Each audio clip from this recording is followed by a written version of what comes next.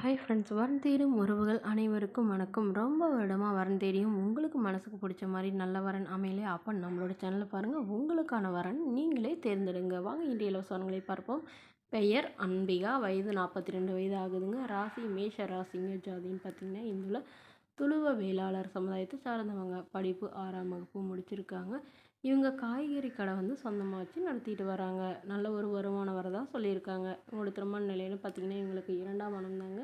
So வரக்கூடியவருக்கு ஃபஸ்ட்டாக இருந்தாலும் okay, செகண்டாக இருந்தாலும் ஓகேன்னு சொல்லியிருக்காங்க. முடிஞ்ச அளவுக்கு செகண்ட் மேரேஜே இருந்தாலே போதும் அப்படிங்கிற மாதிரி சொல்லியிருக்காங்க. இவங்களுடைய முகவரின்னு பார்த்தீங்கன்னா இவங்க திருச்செங்கோடை சார்ந்தவங்க.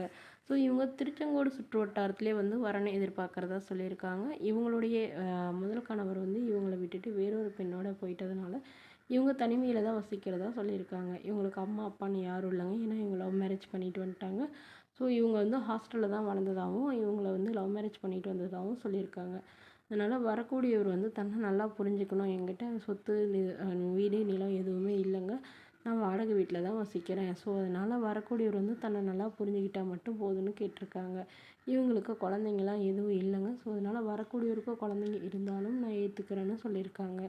வரக்கூடியவர் வாடகை வீடாக இருந்தாலும் எனக்கு சம்மதம் தான் அப்படிங்கிற மாதிரி சொல்லியிருக்காங்க. ஏதாவது ஒரு வேலைக்கு போயிட்டு இருந்தால் கூட போதும்னு சொல்லியிருக்காங்க. ஸோ இந்த மணமகள் தன்னோட ஃபோட்டோ கொஞ்சம் மறைச்சி போடுங்க, நேரில் கேட்குறப்போ ஃபோட்டோ கொடுத்துருங்கன்னு சொல்லியிருக்காங்க. இந்த மணமகள் உங்களுக்கு பிடிச்சிருந்தா கீழே உள்ள வாட்ஸ்அப் நம்பரை தொடர்பு கொள்ளவும். அடுத்த வரன் பெயர் பார்த்தீங்கன்னா பாக்கியலட்சுமி, வயது 39 வயது ஆகுதுங்க. ராசி தனுசு ராசிங்க. ஜாதின்னு பார்த்தீங்கன்னா இந்துல துளுவ வேளாளர் சமுதாயத்தை சார்ந்தவங்க. படிப்பு 12ஆம் வகுப்பு முடிச்சிருக்காங்க. இவங்க இப்போதைக்கு எந்த ஒரு வேலைக்கும் போகலைங்க. இவங்களுடைய வேலை திருமண நிலைன்னு பார்த்தீங்கன்னா இவங்களுக்கு இதுதாங்க 2ஆம் மனம் தாங்க. இவங்களுடைய எதிர்பார்ப்புன்னு பார்த்தீங்கன்னா வரக்கூடியவருக்கு ஃபஸ்ட்டாக இருந்தாலும் ஓகே, செகண்டாக இருந்தாலும் ஓகேன்னு சொல்லியிருக்காங்க. இவங்களுடைய முகவரின்னு பார்த்தீங்கன்னா கள்ளக்குறிச்சியில் வசிக்கிறாங்க. மணமகளுடைய வசதி நிலைன்னு பார்த்தீங்கன்னா இவங்க ஓரளவு நடுத்தர குடும்பத்தை சார்ந்தவங்க தாங்க. ஒரு 4-5 வீடுக்கு மேலே வாடகைக்கு விட்டுருக்கிறதா சொல்லியிருக்காங்க. இவங்களுடைய அப்பா கட்டட மேஸ்திரின்னு சொல்லியிருக்காங்க.